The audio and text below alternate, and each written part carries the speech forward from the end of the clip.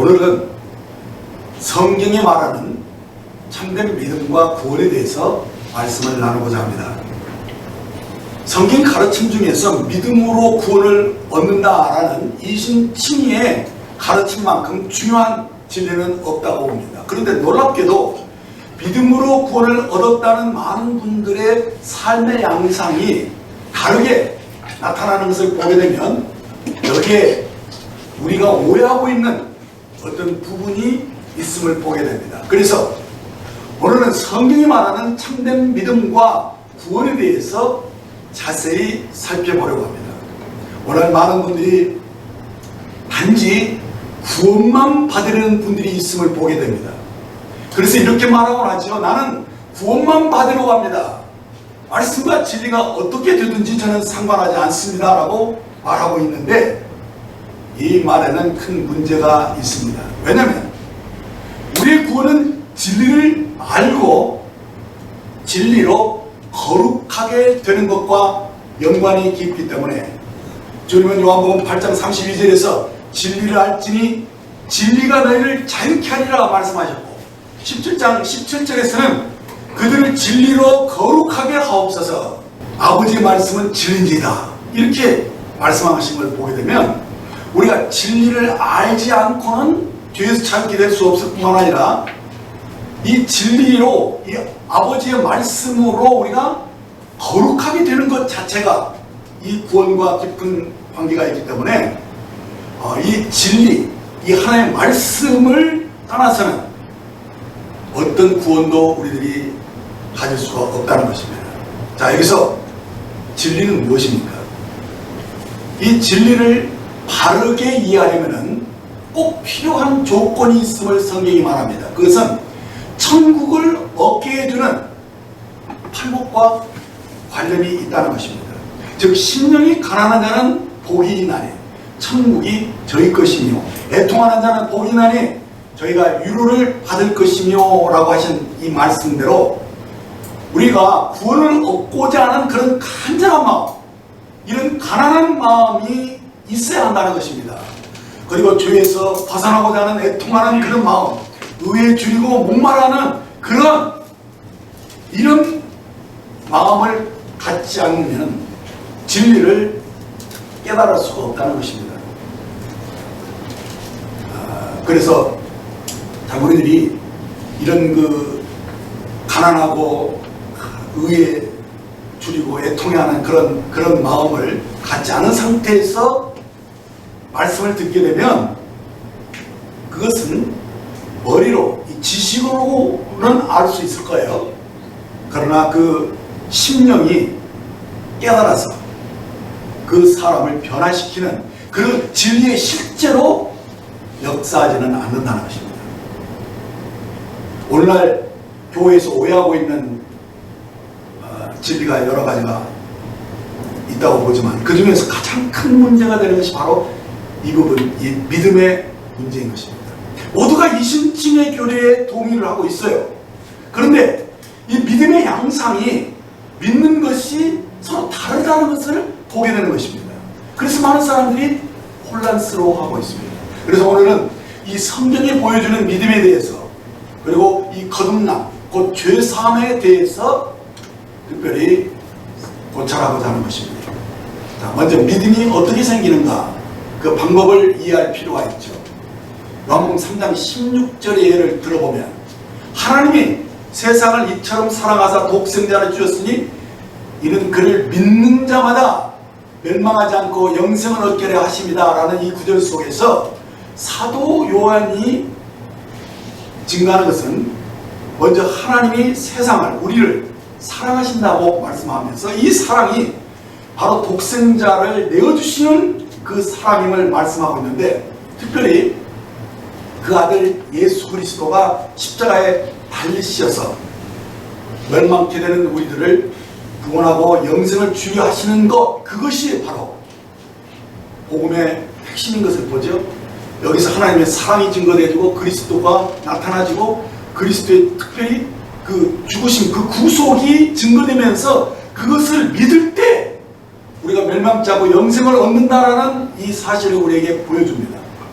자, 그렇기 때문에 이 믿음이라는 것은 이 말씀을, 이 진리를 우리가 듣고 알고 그리고 우리가 믿는 것이죠. 반응하는 것인데, 바로 이 십자가의 죽음이 우리를 구원하는 하나님의 사랑임을 우리가 깨닫게 될 때, 바로 거기서 우리들이 믿음의 반응이 일어난다는 것입니다. 그러므로 이 믿음이라는 것은 하나님이 우리를 어떻게 사랑하시고 어떻게 우리를 구원하시는가를 알 때 우리의 심령의 변화가 일어나는 것을 가리키는 것이죠. 그래서 그 은혜를 알면 그 감사하는 마음과 또 하나님을 신뢰하는 마음, 하나님께 순종하려는 마음, 이런 것들이 마음의 변화와 함께 따라온다는 것입니다. 그렇기 때문에 이 믿음이라는 것은 뭐 우리들이 스스로 이렇게 뭐 믿겠다고 결심해서 되는 그런 차원이 아니라 하나님의 사랑을 알고 우리가 그것을 받아들일 때 우리 속에 믿음이 생성되는 것이죠. 그래서 이 진리를 아는 것, 깨닫는 것 굉장히 중요한 것이죠. 그런 것이 없이 우리들의 마음의 변화는 일어나지 않습니다. 믿음은 생성되지 않는다는 것입니다. 그래서 그리스도에 대한 감사와 주님을 기쁘게 대하는 그런 소원이 일어나고 순종하고 싶어하는 마음이 함께 따라오는데, 이것을 우리는 다 통틀어서 믿음이라고 일컬고 있다는 것입니다. 그래서 여기에 오해가 없어야 할 것입니다. 그런데 오늘 많은 분들이 이런 말을 합니다. 나는 믿음이 있는데 감사하는 마음은 없다. 나는 믿음이 있는데 주님 뜻대로 살고 싶은 마음이 별로 없다. 나는 믿음을 갖고 있지만은 주님 말씀과 계명을 꼭 순종하고 싶은 마음은 없다. 말이 됩니까? 왜 이런 현상이 일어납니까? 그것은 단지 머리로 지식으로 믿는 것뿐이지 마음으로 곧 영으로 믿는 것의 그 차이를 우리에게 보여주고 있는 것입니다. 머리로 지식으로 아는 것은 믿음이 아닙니다. 그래서 이 마음으로 영으로 믿어야지만이 그 심령의 변화가 있는 것이고 그 속에 하나님이 주시는 그런 은혜와 믿음이 우리 안에 심겨진다는 사실입니다. 그래서 이것은 은혜로 되어지는 것이죠. 그래서 삶의 변화가 따라오는 것인데 그것을 통틀어서 성경은 믿음이라고 말씀하고 있는 것입니다. 그런데 사람들은 구원만 받으려고 합니다.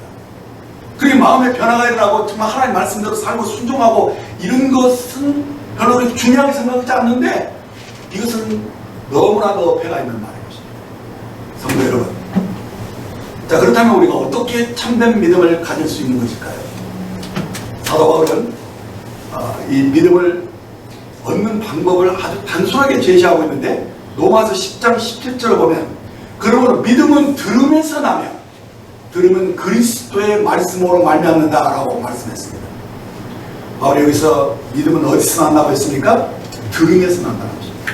즉 우리가 성경 말씀을 우리가 들었을 때, 읽었을 때 거기에서 그리스도의 말씀을 접하면서 믿음이 생기는 것이죠. 근데 아까 살펴본 요한복음 3장 16절을 우리가 다시 보아도 하나님께서 세상을 이처럼 사랑하사 독생자를 주셨는데 어떻게 주신 걸로 알게 됩니까? 하나님의 사랑으로.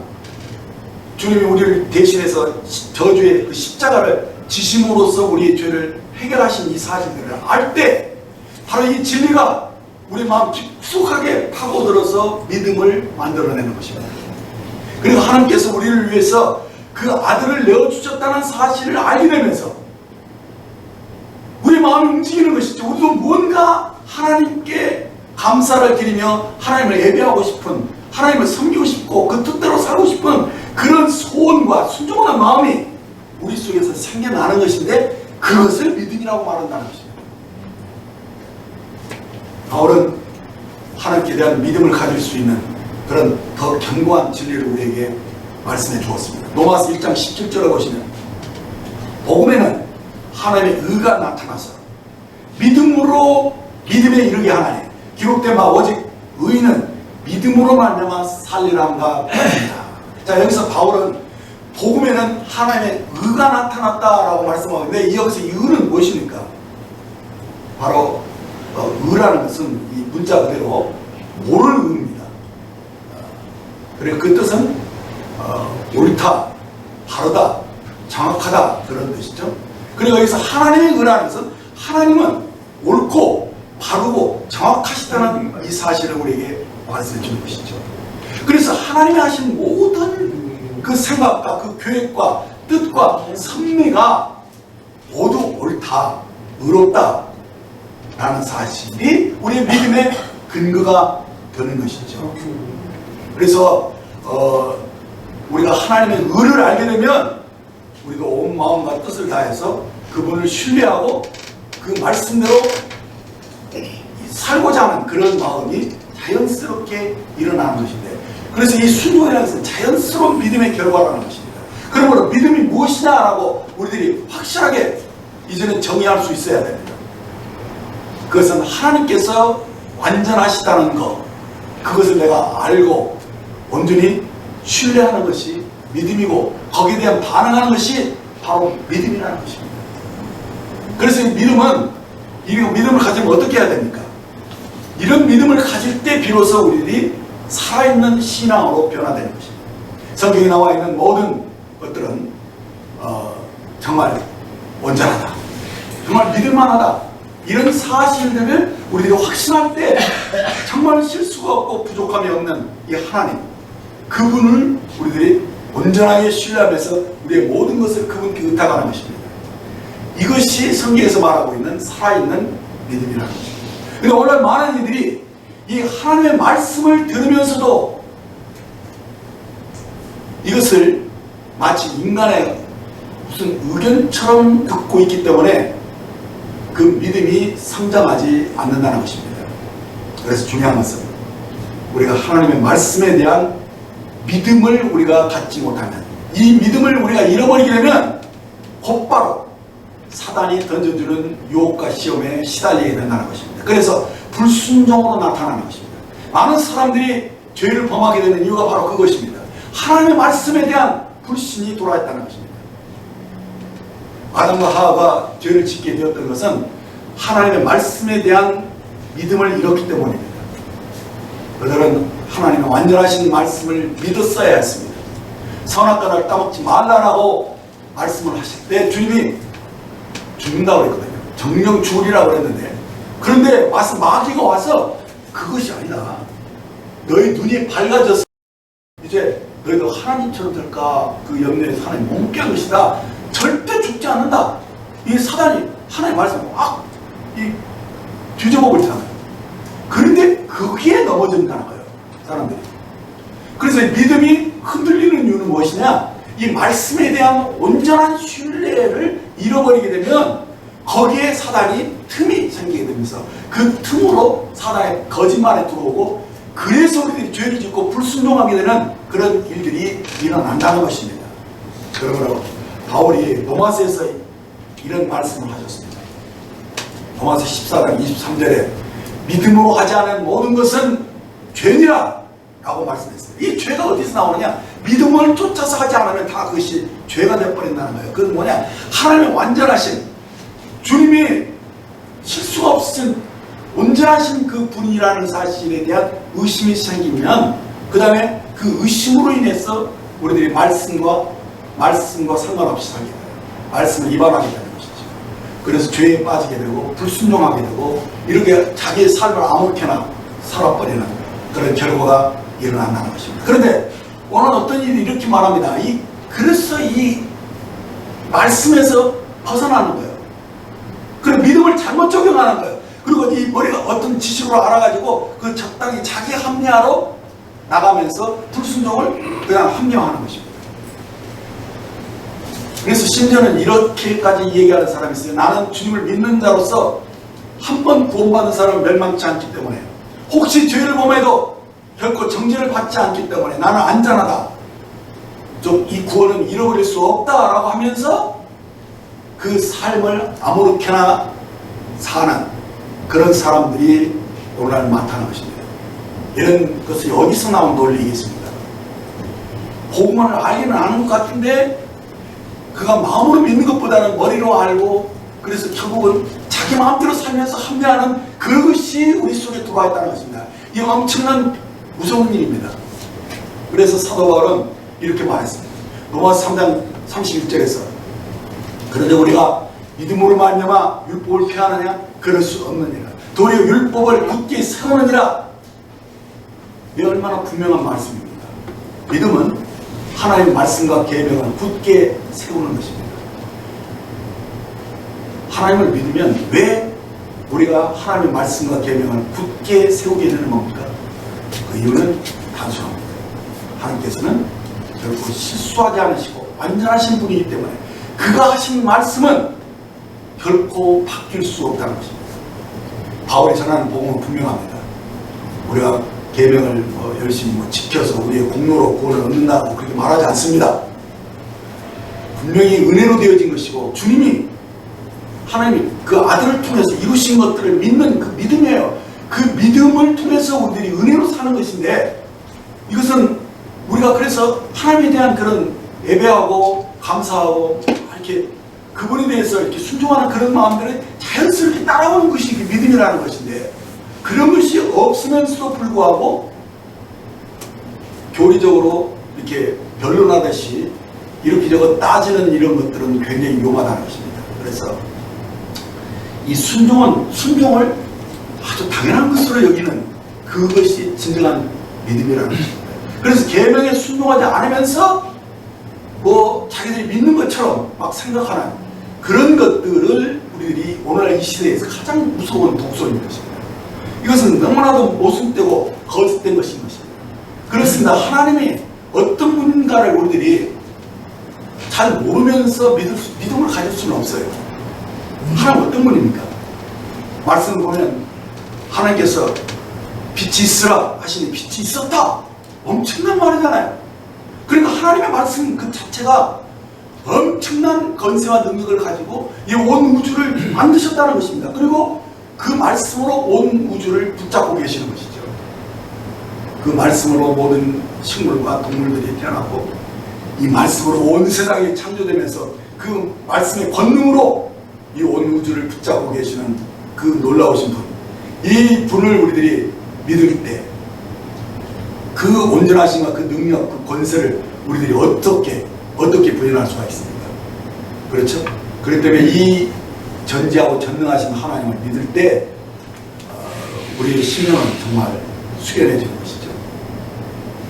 정말 달라지는 거예요. 그래서 우리가 하나님을 어떤 분인지 어떤 신인지를 알면 우리 말씀 앞에 그냥 엎드려져야 됩니다. 그리고 내 생애와 내 뜻을 다 내려놓고 오직 그분의 말씀 앞에 우리는 엎드려서 그분의 뜻 가운데서 살기를 원하는 마음으로 우리의 중심이 주먹든 들여지는 것이죠. 그래서 우리는 말씀을 믿고 말씀을 붙잡고 말씀으로 사는 것입니다. 그게 믿음이에요. 믿음은 단순한 거예요. 하나님의 말씀을 믿는 거예요. 이 세상 사람들은 그냥 눈에 보이는, 그래서 돈이 많고 힘이 많은 이 정치가들이나 재벌들 앞에 사람들은 이렇게 막 엎드려집니다. 납작 엎드리죠. 왜 그렇습니까? 그들에게 힘이 있다는 것을 알기 때문입니다. 그런데 이상하게도 이 우주의 왕이시고 말씀 한마디로 온 우주를 창조하신 그 전능하신 하나님 앞에서 사람들은 거만하고 완고합니다. 무릎을 꿇지 않습니다. 왜 그런 겁니까? 그 생각이 하나님과 맞지 않기 때문인 것입니다. 그러나 우리가 만약 진정으로 하나님 어떤 분이실지를 알게 된다면 우리는 이렇게 고백할 것입니다. 하나님, 저를 살려주십시오. 이 벌레 같은 나를 용서해 주십시오. 이제부터 저는 하나님의 말씀 앞에 무조건 순종하겠습니다. 라고 고백할 수밖에 없을 것입니다. 이것이 믿음이라는 것입니다. 단순하고 복잡하지 않습니다. 여러분, 이런 믿음을 가지기 원하십니까? 말씀 한마디로 우주를 창조하시고 그 말씀으로 온 세상을 붙들고 계시는 이 전능하신 하나님의 능력을 믿으신다면 우리는 그 말씀 한마디 한마디를 우리는 소중하게 여길 것입니다. 왜냐하면 하나님의 말씀은 단 한 번도 틀린 적이 없기 때문입니다. 그러므로 우리가 하나님을 우리 수준으로 끌어내리려고 해서는 안 됩니다. 그것은 믿음이 아닙니다. 내 생각으로 적당히 하나님 말씀을 합리화하려고 해서는 안 됩니다. 믿음은 하나님 말씀을 액면 그대로 다 받아들이고 그냥 절대적으로 그냥 전폭적으로 믿는 거예요. 그게 믿음이에요. 그래서 하나님은 아브라함을 우리의 믿음의 조상으로 세워주셨습니다. 아브라함에 대해서 우리는 이미 다 알고 있지만 잠깐 제가 정리를 해보면, 하나님께서 나이 많은 아브라함에게 아들을 주시겠다고 말씀하셨을 때 정말 아브라함은 도무지 믿음을 가질 수 없는 처지에 있었는데도 그 말씀을 믿었다고 말합니다. 그 아내도 뭐 마찬가지죠. 수태할 수 없는 늙은 그 할머니였지만은 하나님의 말씀을 그냥 믿었습니다. 그래서 이 아브라함을 믿었다는 것은 뭐냐? 하나님의 말씀을 믿었다는 거예요. 그래서 그 하나님 말씀 그 자체에 하나님의 능력과 권세가 있다는 것을 알기 때문에 그 말씀을 신뢰하고 말씀을 쫓아간 것이 아브라함의 믿음이에요. 그래서 창세기 15장 6절에 보면 아브라함이 여호와를 믿으니 여호와께서 이를 그의 의로 여기셨다라고 말씀하고 있습니다. 왜 믿음을 의로 여기신 것입니까? 사실 인간적으로 도저히 믿을 수 없는 형편인데 하나님을 그렇게 믿어준 거죠. 실수가 없으시고 안전하신 분으로 정말 그분을 전폭적으로 신뢰하기 때문에 그것을 하나님이 기뻐하신 것이죠. 그래서 그것을 의로 여기신 거예요. 그렇기 때문에 우리가 믿었다는 것은 어떤 공로가 아닙니다. 이것은 전적으로 오히려 은혜입니다. 아브라함이 어떤 믿음이 있었거나 아니면 열매가 좋아서 어쩌고 그런 것과 상관없이 하나님을 신뢰하는 그것을 보시고 하나님이 기뻐하셨다는 거죠. 그래서 아브라함의 믿음을 의로 인정해 주신 것인데, 우리가 이 믿음을 우리도 가져야 됩니다. 이 믿음을 가질 때만 비로소 하나님과 관계가 맺어지고 하나님을 따라서 하나님과 동행하며 하나님을 닮아가는 그 생명, 그 의를 얻을 수 있는 것입니다. 그래서 이런 믿음은, 이 아브라함과 같은 이런 믿음만이, 이 믿음이 계속되고 성장된다는 것입니다. 그래서 믿음은 한 번 갖고 마는 것이 아니에요. 믿음은 계속 성장해 간다는 것이 특징인 것입니다. 왜요? 이것이 하나님과의 관계 속에서 얻은 생명과 관계가 있는 것입니다. 그래서 이 믿음을 가지게 되면 그 믿음이 조금씩 자라납니다. 그래서 이 아브라함이 어디까지 그 믿음이 성장했는지 아시죠? 자신의 외아들 이삭을 번제로 바치는 데까지 성장했다는 것입니다. 그러나 이 믿음이 아무나게나 성장하는 것은 아니죠. 하나님의 말씀이 얼마나 완전하고 그 능력이 많은지 이 말씀에 대한 신뢰를 통해서 실질적으로 삶 속에서 내가 순종하고 대가를 지불하는 그러한 과정을 통해서 우리 믿음이 조금씩 성장해 간다는 거예요. 그래서 바울이 로마서 1장 17절에서 복음에는 하나님의 의가 나타나서 믿음으로 믿음에 이르게 하나니 기록된 바 오직 의는 믿음으로 하느냐 살리라 할 때 이것이 어떤 개념으로 얘기했느냐, 하나님의 의를 믿는 그 믿음이 점점 더 온전케 되어지고 성장해 간다는 것이에요. 그래서 완성되는 때가 있는 것을 말씀하는 것이죠. 여러분, 우리도 이런 믿음으로 들어가야 하지 않겠습니까? 믿음은 한 자리에 그냥 가만히 있지 않습니다. 계속 성장해 가는 것입니다. 그래서 주께서 인도하시는 그 섭리 속에서 우리가 하나하나 순종할 때 삶의 경험 속에서 우리 믿음이 자라나게 되는 것이죠. 그리고 이 말씀을 우리가 깨닫는 것도요, 이 빛이 밝아지는 것처럼 점점 또 온전히 되는 것입니다. 그래서 의인은 해가 도는 것처럼 정오의 빛처럼 이렇게 표현을 하고 있는 것이죠. 그래서 믿음이 계속 성장되어야 한다는 것을 여러분들이 인식하셔야 됩니다. 그런데 여기서 한 가지 주의할 것이 있어요. 뭐냐? 이건 반드시 진리 안에서만 세워진다는 것입니다. 왜냐하면 믿음이란 다른 것들을 믿는 것이 아닙니다. 하나님의 말씀을 진리로 믿는 것이기 때문입니다. 그러므로 이 진리를 정확히 이해하지 못하면 그 사람의 믿음은 흔들리게 되어 있습니다.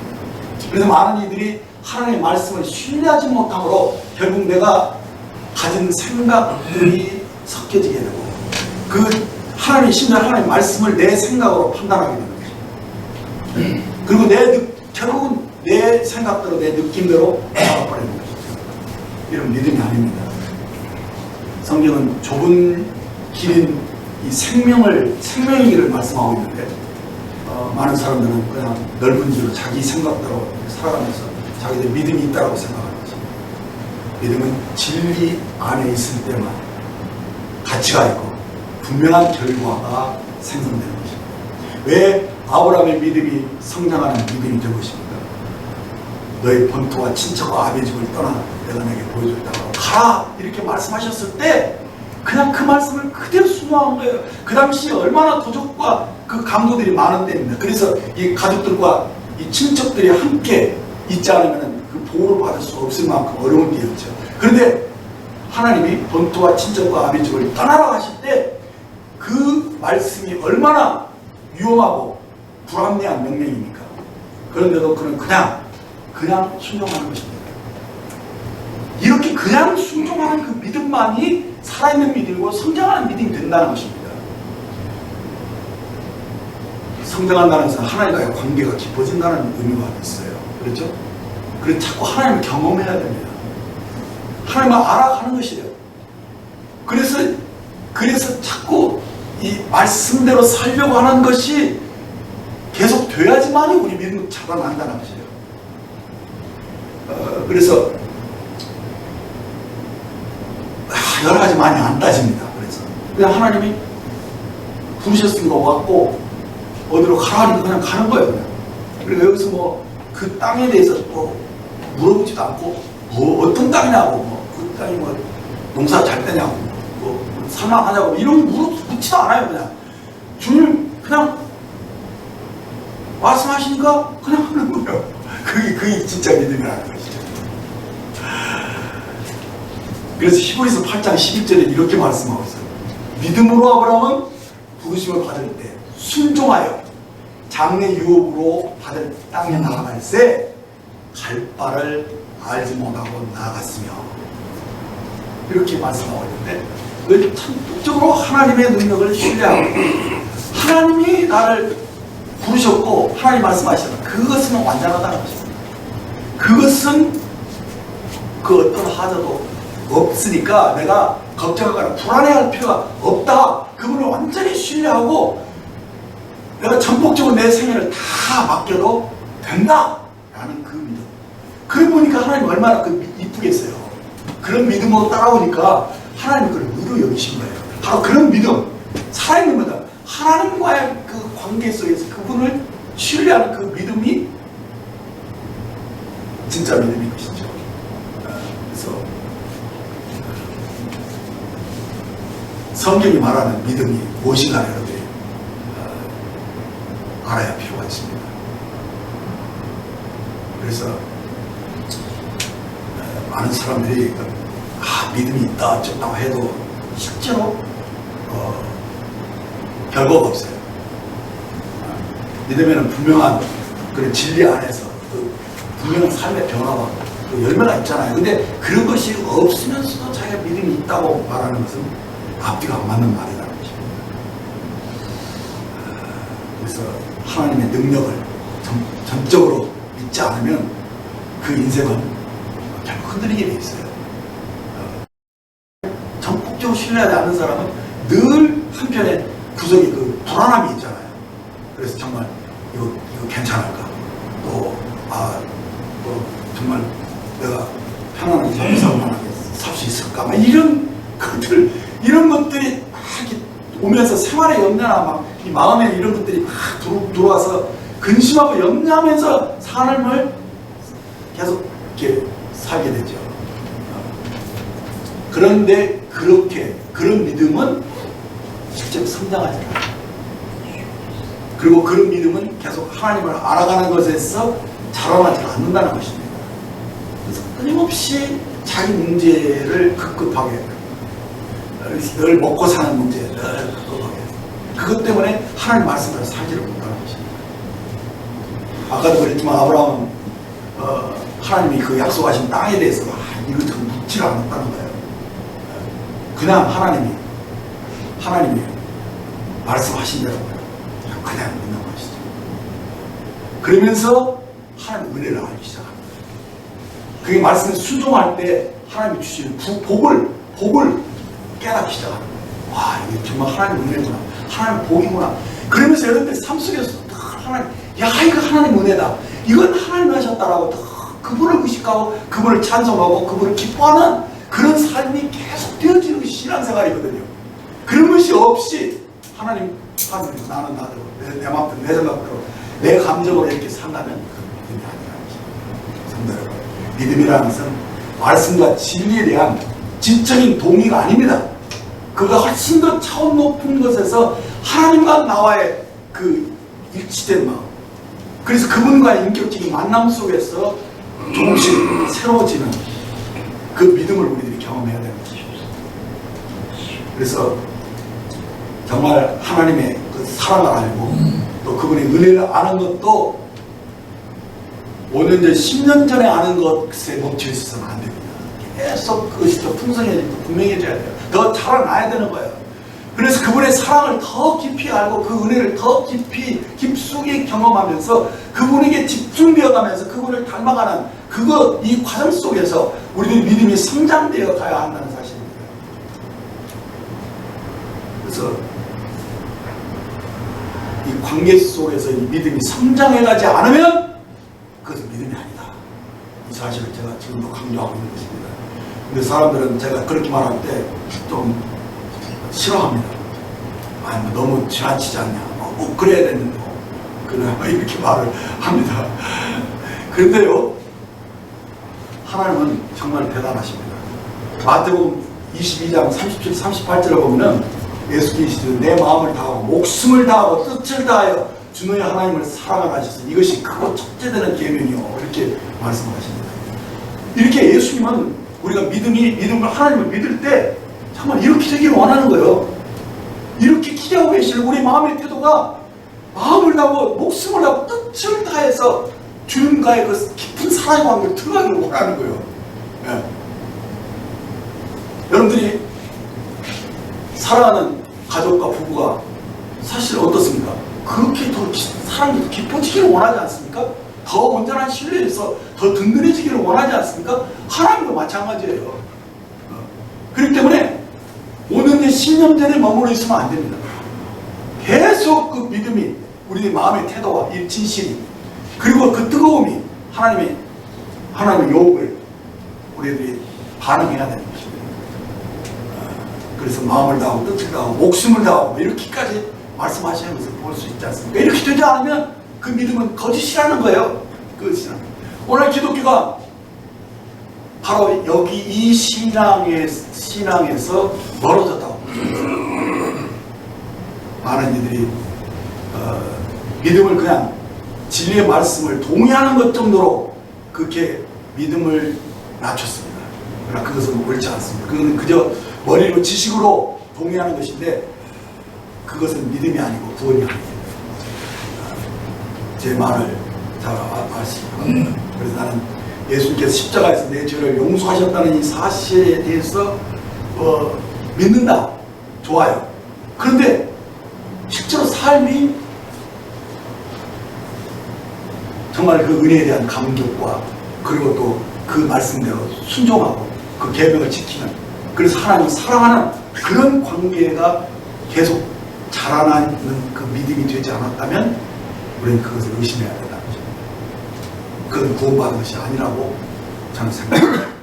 자, 그래서 정말 이런 살아있는 믿음을 가지지 않으면 사실상 삶에서 많은 문제가 따라옵니다. 하나님께서는 이렇게 살아야 된다고 말씀하시지만은 그대로 살지 않아요. 그냥 자기 생각이 꼭 그렇게 해야 되나 하면서 그 마음에 어떤 그것이 있으면 뒤틀림이 있어요. 그래서 그는 결국 자기 생각대로 자기 방법대로 살아버려요. 다시 말하면 절대적인 하나님의 신뢰가 없다는 거예요. 그래서 어떤 때는 이렇게, 저떤 때는 저렇게, 그리고 자기 판단대로 맞지 않으면 그냥 적당히 이렇게 하고 있는데 그것은 신앙이 아니라는 것입니다. 우리가 이 부분에 대해서 분명해야 되는 거예요. 그래서 우리들이 계속 연약하다고 변명하기보다는 정말 우리들이 그것이 지금 멈춰있느냐 아니면 자라나지 못하고 있다면 문제가 있다는 것입니다. 우리 이 믿음은 자라나야 돼요. 그래서 절대적인 순종으로 들어가야 된다는 것입니다. 그래서 아브라함이 나중에 그 아들 이삭을 번제로 바치는 데까지 그 믿음이 성장할 것처럼 우리의 믿음이 그렇게 계속 성장해 가고 있어야 한다는 사실입니다. 성도 여러분, 믿음이 진리에 대한 동의에 그쳐서는 안 됩니다. 예수께서 말씀하신 마음을 다하고 목숨을 다하고 뜻을 다하여 주는 하나님을 사랑하라는 바로 우리가 이런 단계로 나아갈 수 있어야 된다는 것입니다. 그래서 많은 분들이 교회를 오랫동안 다녔지만 믿음이 성장하지 않고 있는 것입니다. 조금만 손해를 보는 것 같으면 그냥 뒷걸음질 해버리고, 어떤 희생이 요구되는 것 같으면 그냥 관둬버리고, 그래서 그냥 넓은 길로 그냥 가는 것입니다. 그래서 나는 예수를 믿기 때문에 결코 구원을 잃지 않을 것이라고 말하고 있는데, 이런 큰 확신이 도대체 어디서 나온 것입니까? 나는 이것을 자기 기만이라고 말하고 싶습니다. 자신을 속이는 것입니다. 성도 여러분, 바울이 말하는 의의 경험이 무엇인지 여러분들 잘 보시기 바랍니다. 로마서 6장 16절에 보면 너희 자신을 종으로 내어 주어 누구에게 순종하더니 그 순종을 받는 자의 종이 되는 줄을 너희가 알지 못하나, 혹은 죄의 종으로 사망이고 혹은 순종의 종으로 의에 이르느니라 라고 분명히 말씀하지 않습니까? 죄를 짓고 있으면서 제가 죄의 종이 아니라고요? 그리고 구원받은 사람으로서 의를 가졌다면 의의 종으로서의 분명한 열매가 있어야 되잖아요. 그렇죠? 그렇기 때문에 이 의의 경험이 그 삶 속에서 나타나지 않는다면 우리는 자신을 깊이 생각해야 됩니다. 그래서 이 믿음을 우리들이 함부로 여기서 정말 내가 순종하는 믿음을 갖는 것을 보셔야 됩니다. 여러분, 우리 자녀들이 부모의 말을 왜 순종합니까? 부모가 나를 사랑하고 또 나를 돌볼 힘이 있다라고 믿기 때문에 그렇습니다. 그래서 순종하는 것이죠. 그런데 이 믿음이 흔들리면 어떻게 됩니까? 불순종합니다. 신앙도 똑같은 이치예요. 그래서 야고보가 뭐라고 전합니까? 순종이 없는 믿음은 어떤 믿음이라고 줄 아십니까? 굉장히 심한 말을 했어요. 귀신의 믿음이다, 이렇게까지 말씀했더니 왜 이런 무서운 얘기를 합니까? 그 당시 초대교회에 이상한 가르침이 들어왔어요. 믿기만 하면 행하면 그리 중요하지 않다는 가르침이 은밀하게 들어왔습니다. 그래서 순종에 얼마나 없는 사람도 구원을 받을 수 있다라는 가르침이 유입된 것입니다. 그래서 이런 사람들을 향해서 야고보가 경고한 거예요. 야고보서 2장 14절 보면 내 형제들아, 만일 사람이 믿음이 있노라 하고 행함이 없으면 무슨 유익이 있으려 그 믿음이 능히 자기를 구원하겠느냐?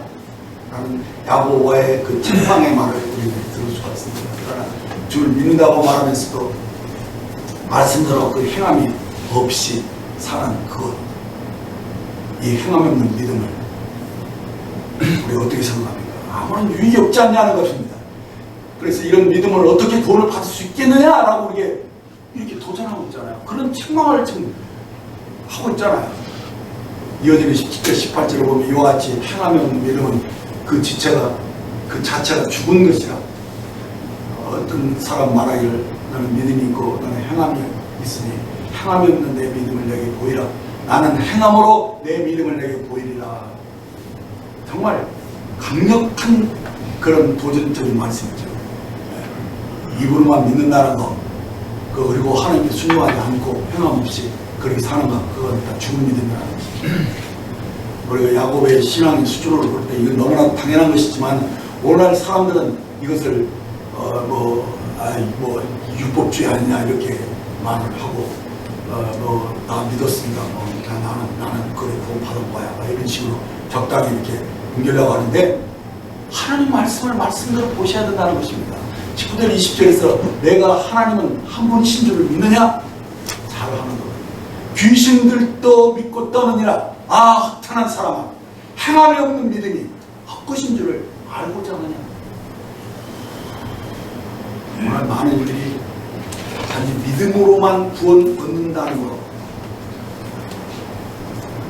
그 말 자체에 하자가 있는 것은 아니지만, 그런데 행함이 없는 믿음은 죽은 믿음이라고 하신 이 말씀을 우리가 부인할 수가 없잖아요.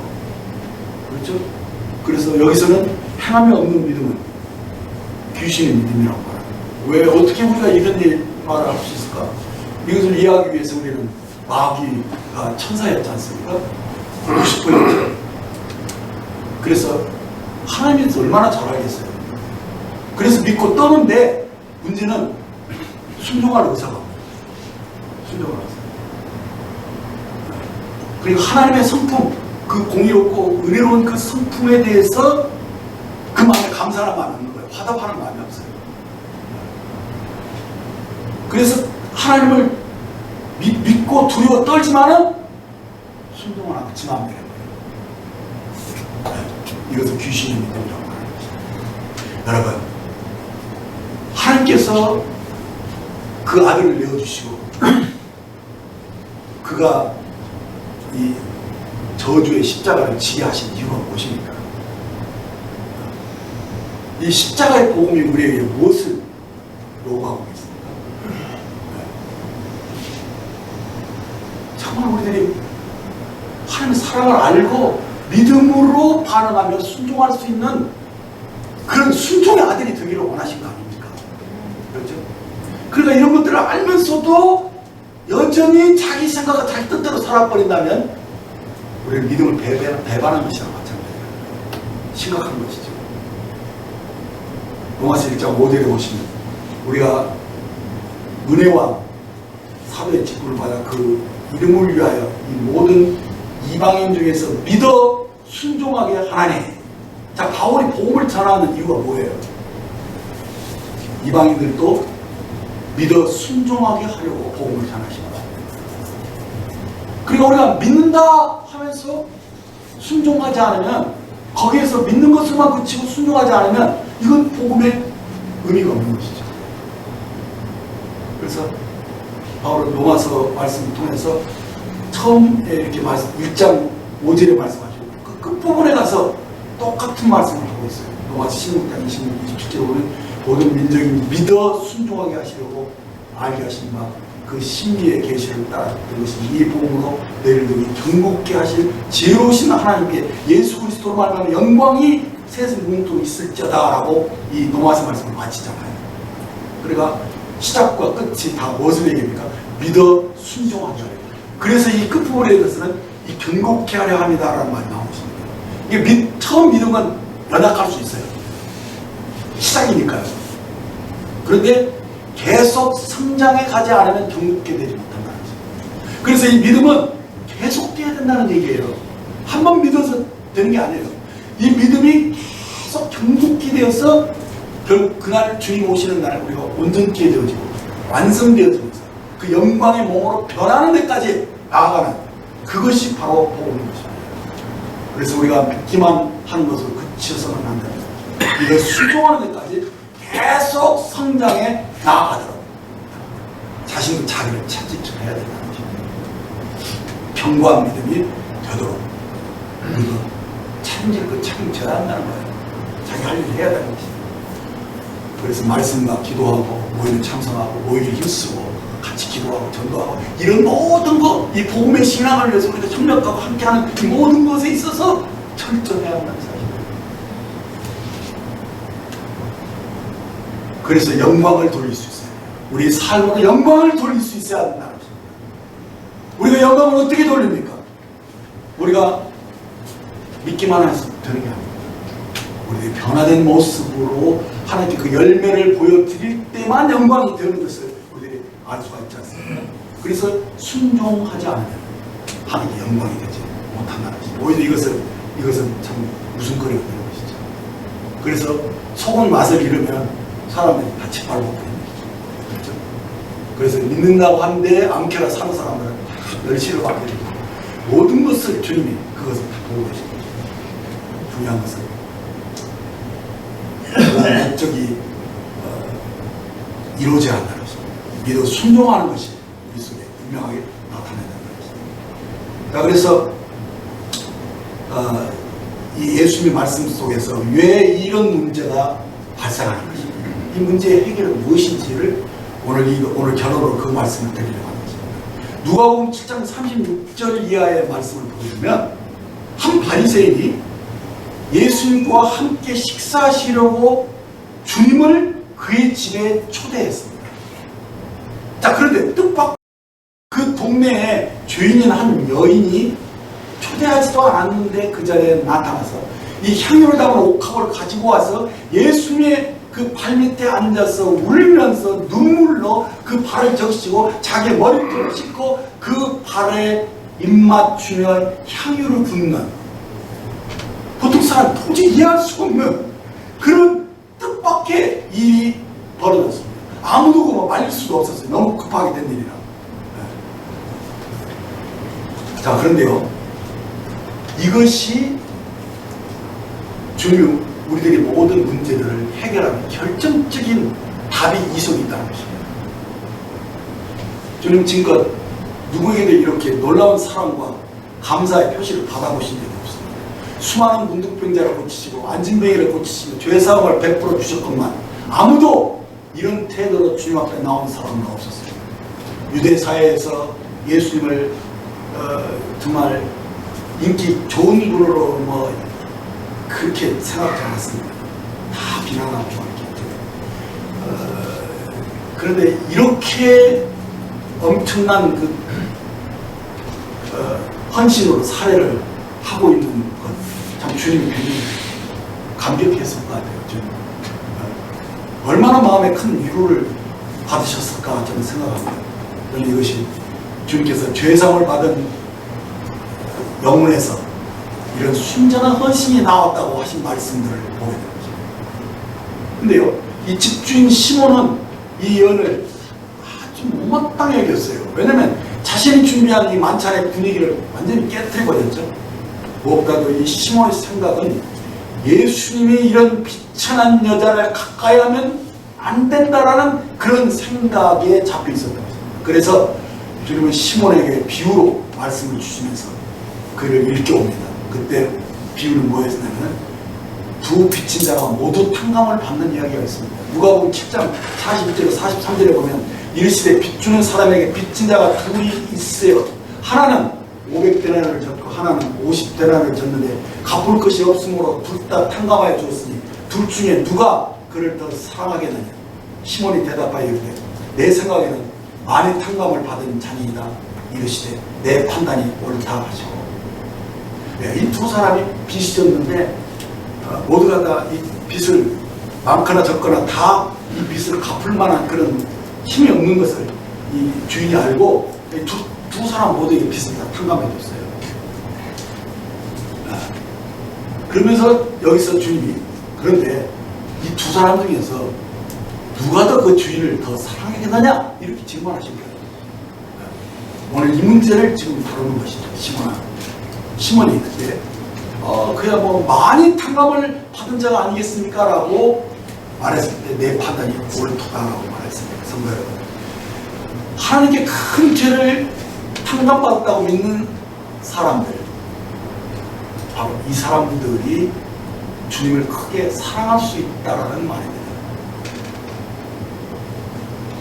그러니까 죄상을 받아도 자기가 많은 죄를 용서받았다라고 여기고 그 용서받은 만큼 주님을 사랑하게 된다는 거예요. 근데 솔직히 여기서는 500데나 50데나 차이도 많지만은 사실 그것이 얼마나 차이가 있겠습니까?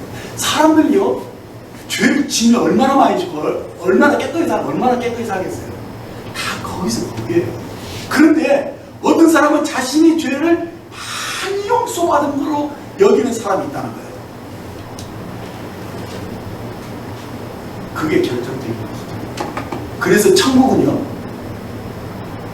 애통하는 사람, 의해주고 목마른 사람, 마음이 천전하여 이런 사람들이 아니면은 이 죄를 귀하게 여기지 않는다는 거예요. 돼지가 콩을 좋아하겠어요? 진주를 좋아하겠어요? 그러니까 돼지에게 진주를 던지지 말라는 이유도 다 거기서 나온 것인데, 실제로 이 죄를 많이 탕감받았다고 여기는 이 사람의 마음속에 그 하나님의 은혜에 대한 감격과 그 사랑에 대한 그 열정이 다르다는 것입니다.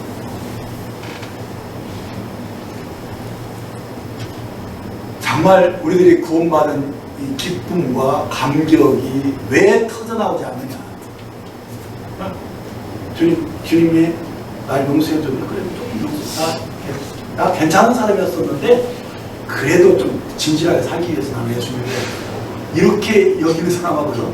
정말 자기가 할 수 없는 죄인인데 흉악 주기 위해서 도착해서 벗어날 수 없는 이 나를 주님이 건져주셨다는 이 사실을 알고 있는 사람하거든요. 너무 그 반응과 태도가 다르다는 거예요.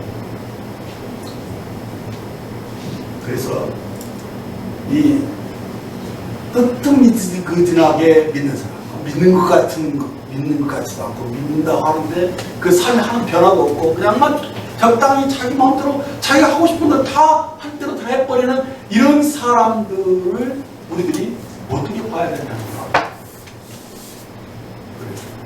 저 용서받았다고 그러니까 좀 믿어요. 말을 그 사람의 고백을 이미 그대로 믿어도 다시 한번 우리가 생각해 필요가 있어요. 라오디게의 문제가 무엇입니까? 많은 사람들이 입으로는 주님을 믿는다고 말하지만은 죄를 용서받았다고 말하지만은 구원받았다고 말하지만은 이 사람은 주님을 문 밖에 세워둔 사람입니다. 그렇죠? 주님 문 밖에 세워뒀다는 것은 뭐냐면 주님과 함께 먹고 마시고 주님과 누리는 것을 별로 관심이 없었던 사람이다. 오늘날 교회가 바로 그렇다는 거예요. 라오디게처럼 오늘 많은 사람들이 믿는다고 하고 다 주님 하고 있는데 주님이 문 밖에 있다는 거예요. 그렇기 때문에 그 신앙이 어떻게 나타나냐? 차지도 않고 더우지도 않는 거예요. 뜨뜻미지근한 거예요. 그런데 주님은 이래 상황하겠어. 너가 벌거벗었다고. 그리고 너희가 안약을 사야 될 것이고, 그리고 너를 살릴 수 있는 정말 참 믿음, 그 참 믿음을 네가 가져야 된다라고 말씀하셨다는 것을 우리가 기억해야 합니다.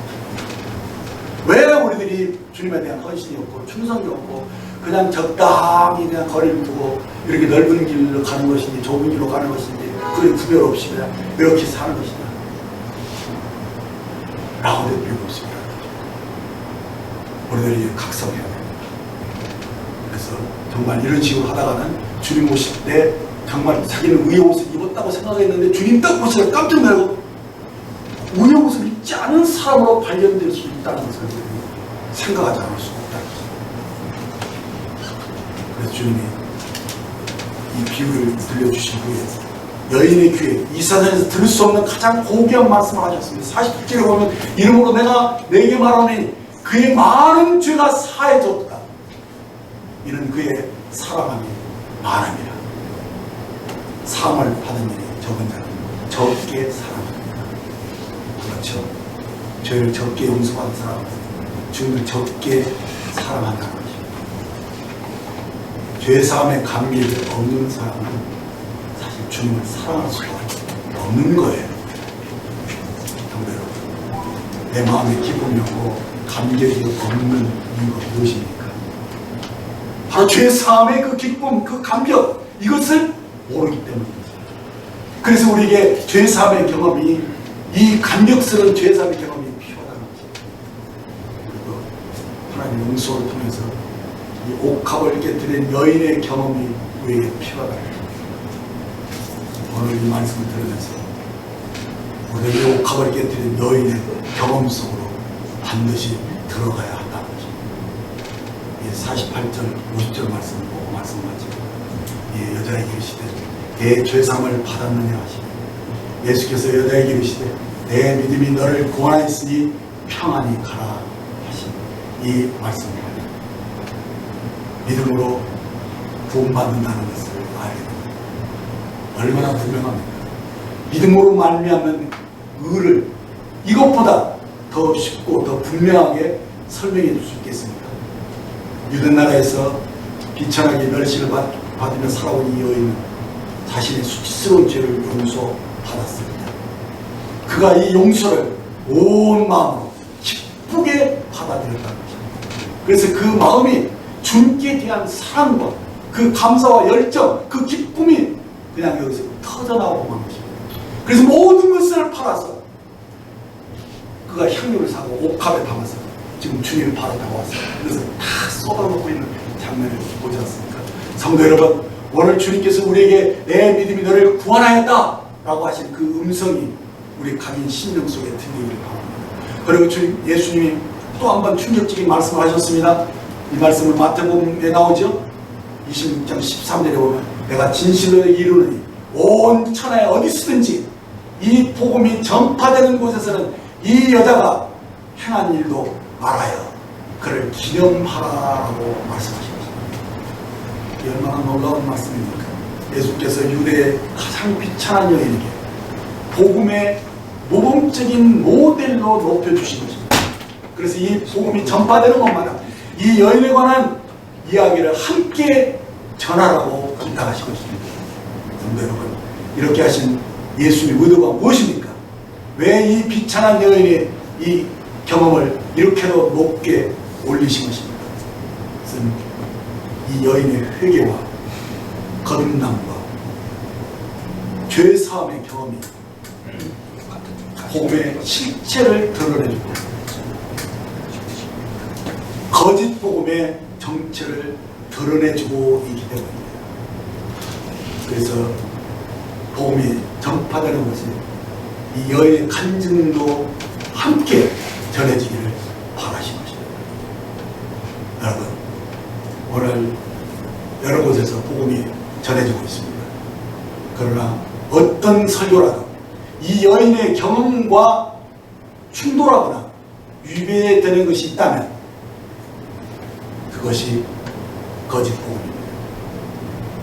이런 설교는 예수님의 말씀에서 벗어난 설교입니다. 조심하셔야 합니다. 복음의 바른 분별을 우리들이 요구하고 있습니다. 그것은 바로 우리가 전하는 복음이 이 여인의 경험과 일치되어야 한다는 것입니다. 그렇습니다. 구원의 경험은 성령께서 내 마음을 사로잡는 데부터 시작된다는 것입니다. 어떤 사람의 마음을 성령께서 사로잡는 것입니까? 바로 옥합을 깨뜨린 여인처럼 자신의 죄를 애통해하면서 괴로워하는 사람, 자신이 지은 죄 문제에 눌려서 고통받는 영혼에게 성령님이 찾아오시는 것입니다. 하지만 죄를 짓고도 아무런 생각 없이 살아가는 사람은, 이 사람들은 성령님의 역사하시고 성령 역사를 받지 못합니다. 그러나 죄 때문에 고통받고 고민하면서 하루를 울어보면서 하나님의 도우심과 그 은혜를 구하는 이 사람에게는 성령께서 은혜를 베풀어 주시면서 그 영혼을 소생시켜 주신다는 것입니다. 이것은 전적으로 하나님의 은혜인 것입니다. 이 사람의 선함이나 공로가 있어서가 아니라 그가 이 죄로 몸부림하면서 하나님 앞에 정말 은혜를 받기를 원했기 때문에 성령님을 정말 기다린 사람 아닙니까? 그래서 성령님은 아무에게나 임하지 않아요.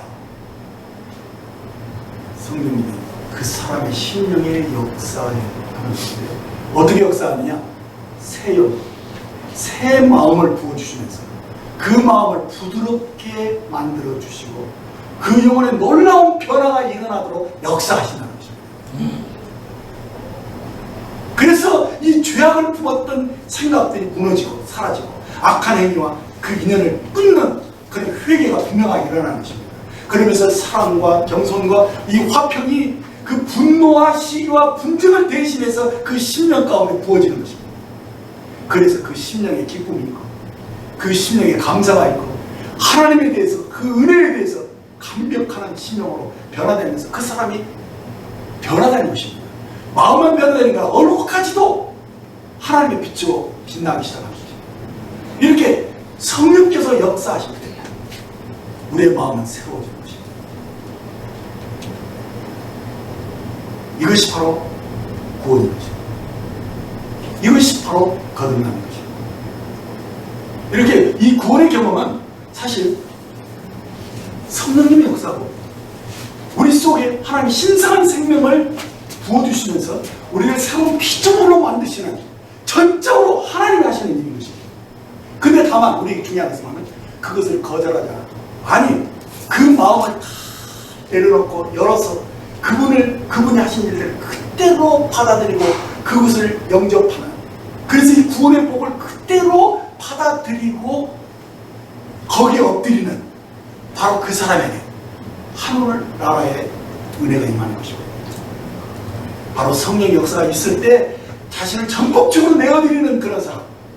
그래서 정말 그 말씀 앞에 완전히 엎드려지는 그 순전한 믿음, 이 순전한 믿음으로 주님 화합하는 사람, 이 사람이 바로 하나님의 은혜를 받는 사람인 것입니다. 그래서 내가 진정으로 죄를 용서받고 주님의 사랑과 은혜를 감사하는 마음이 그 속에 우러나올 수밖에 없는 것입니다. 그래서 나 자신을 이 모든 것을 하나님께 내어드리고 이제는 오직 그 말씀과 은혜로만 살겠다라고 그 마음을 다 내려놓는,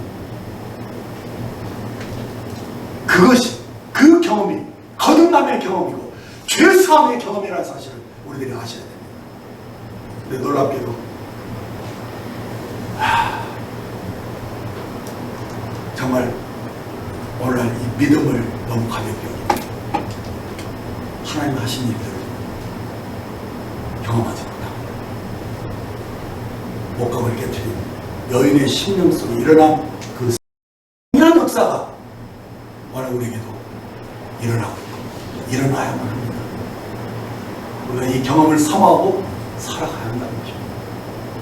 그래서 자신을 정말 내려 갈아엎고 정말 주님 앞에 겸손하게 엎드려서 그 은혜를 구하는 심령, 그 은혜를 구하는 그 심령, 거기에만 참된 믿음의 역사가 나타난다고 믿습니다. 기도하겠습니다. 하늘에 계신 우리 아버지, 제가 믿음에 대한 올바른 생각과 이 구원의 복을 올바로 받을 수 있도록 인도해 주옵소서. 제가 먼저 믿음에 대한 이 진리를 분명하게 깨달아 알기를 원합니다. 성령께서 저희 믿음을 통해서 역사하시고 거듭남으로 새 사람이 되도록 인도해 주시기를 간절히 원합니다. 주여, 진리를 깨닫게 하여 주옵소서. 저희의 믿음이 온전히 말씀 안에 거하게 됨으로써 내 생각과 내 계획대로 움직이지 않도록 붙잡아 주시옵소서. 하늘 계신 아버지, 하나님은 우주를 말씀으로 창조하시고 말씀의 능력으로 이 세상을 붙잡고 계시는 분입니다. 저희가 이 하나님의 이 말씀, 이 능력 앞에 겸손히 엎드리게 하시고 오직 믿음으로 동행할 수 있게 주옵소서. 저희 생각과 판단을 의지하여 사는 것이 아니라 이 하나님의 지혜와 하나님의 능력을 믿는 믿음으로 살도록 도와주시옵소서. 하늘에 계신 아버지, 참된 믿음이 저희 마음에 깊이 들어와 옥합을 깨뜨린 여인처럼 진정으로 죄사함의 경험을 할 수 있도록 도와주시고 새로운 피조물로 거듭난 삶을 살아갈 수 있도록 도와주시옵소서. 주 예수님 이름으로 기도했습니다.